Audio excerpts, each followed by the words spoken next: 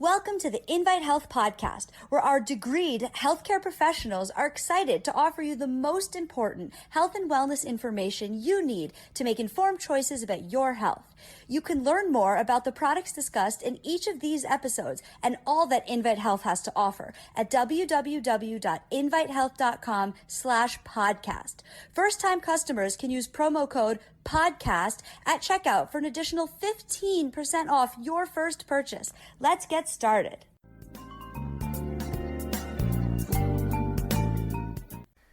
I've talked a lot about stress versus burnout in the past and even talked about brain fog, but we know that this is a major problem that so many Americans are dealing with every single day. So I feel like it's a topic that needs to be discussed in some more detail. When you look at the statistics of how many Americans are feeling incredibly stressed out, and this is affecting all aspects of their life. Maybe you get to work and you feel like you're not focused or you're having a hard time completing tasks. Maybe you're in school and you're having a hard time meeting deadlines for certain projects that are due. So this is an area where we know that through lifestyle modifications, we can make major gains. So I am Dr. Amanda Williams, Scientific Director at Invite Health, and they did a survey across the country, and they recognized that well over 80% of workers experience what they consider to be high levels of work-related stress.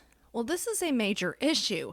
If you have basically 8 out of 10 individuals in any office building or in any factory or any place of employment feeling incredibly stressed out, that can show what leads us down that path to burnout. Burnout used to always be looked at as something that only applied to folks who were in the healthcare field. We now recognize that because of our hectic lifestyles that most people are trying to tackle too many things, that stress level is really quite high and burnout is a real thing. So I encourage you to go back and listen to the previous podcast on stress versus burnout so you can recognize the difference. But we can see how we can have a loss of energy, a loss of focus, a loss of attention, just an overall sense of not feeling right.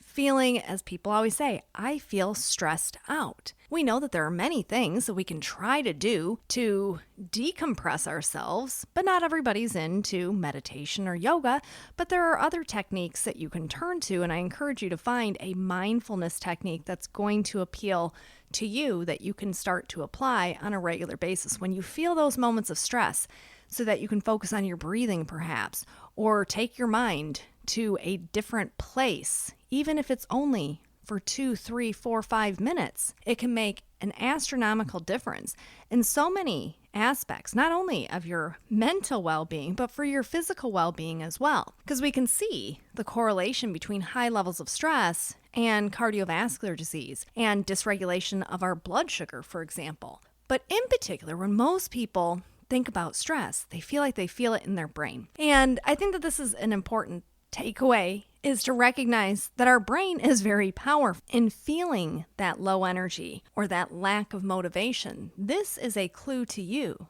that your brain is screaming for nutrients. Your brain is asking, please feed me. Kind of like if you get that rumble in your stomach and you say, oh, I'm very hungry. Well, your brain is also hungry for key nutrients in order to be able to offset all of those daily stressors that we come across each and every single day. So we know the importance of healthy diet, and adherence to a Mediterranean diet is certainly the way that we want to proceed forward. We know that those high antioxidant foods certainly can do so much to boost our cognitive performance. We also recognize that healthy omega-3 fatty acids are incredibly important to our brain and for the functionality within the brain. And a lot of people say, oh, I have ADHD.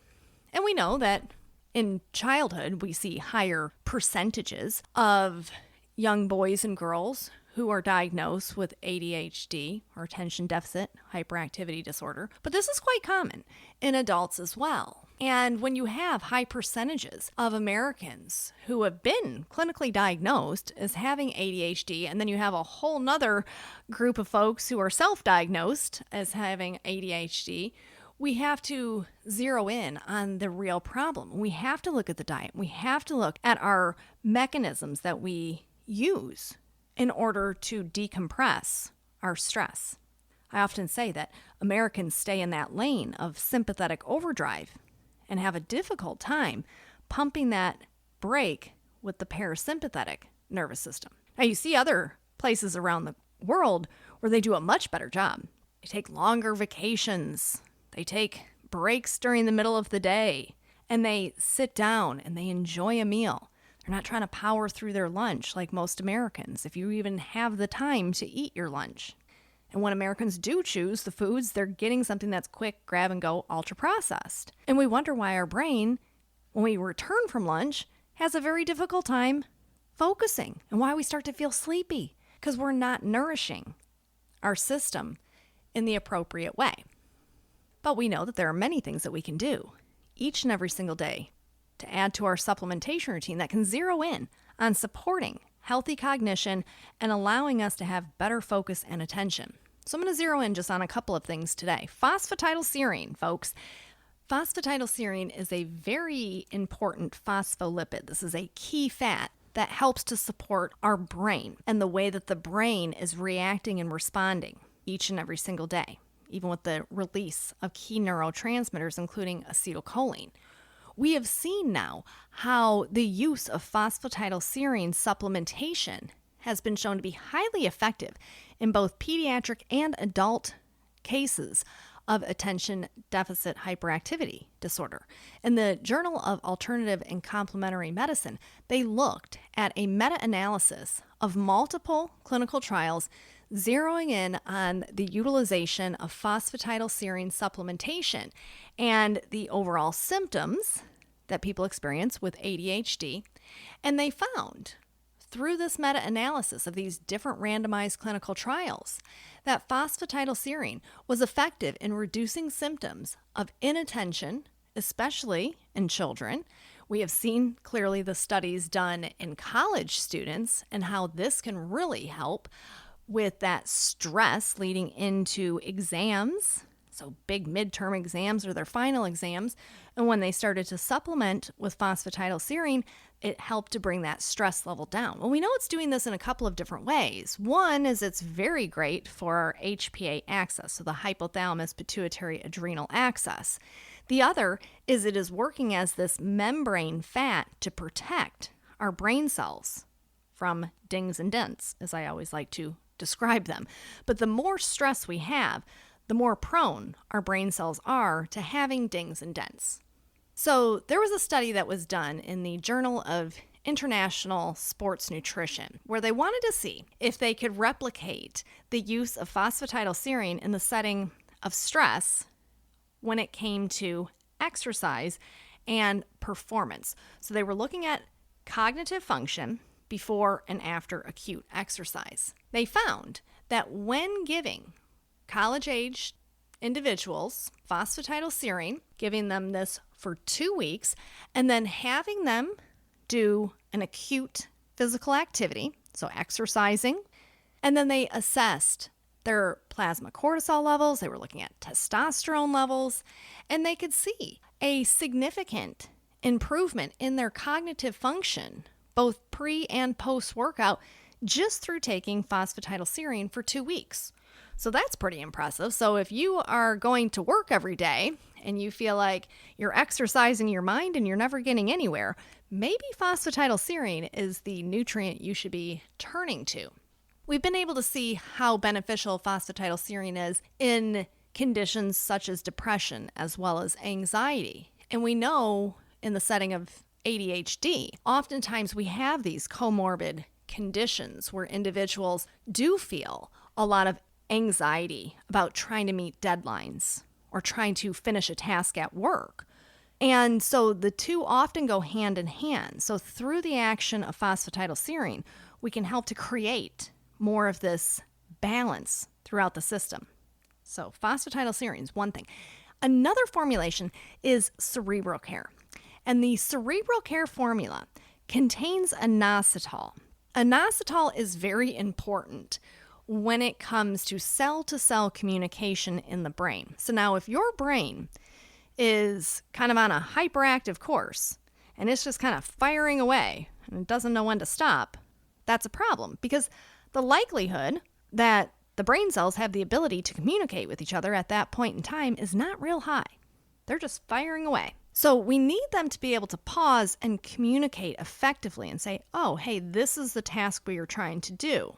So with the use of the cerebral care formulation, we can see where we can gain valuable ground when it comes to the way that our brain is communicating with the rest of our body, which is very key as well too. Because remember, if your brain is feeling fatigued, the rest of your body is also going to be feeling that level of fatigue. So we know that diet and exercise are key. We know that adding in nutrients such as phosphatidylserine and then taking it to this whole different advanced level with the addition of the cerebral care powder, which gives you that inositol, it gives you some of that phosphatidylserine, gives you acetyl L-carnitine to energize up your brain cells, and it gives you CDP choline, which allows you to remember the tasks that you did. Many times when people get home from work, they go, gosh, what were all the things that I did today? So we want to have very acute, short, and long-term memory. So having choline as part of the cerebral care formulation helps to enhance our cognitive function by improving upon memory. So it's a really easy way for individuals who do feel that heightened level of stress. We know many Americans, over 80% of Americans who are working say, yeah, I'm stressed to the max. We know millions of Americans have been diagnosed with ADHD.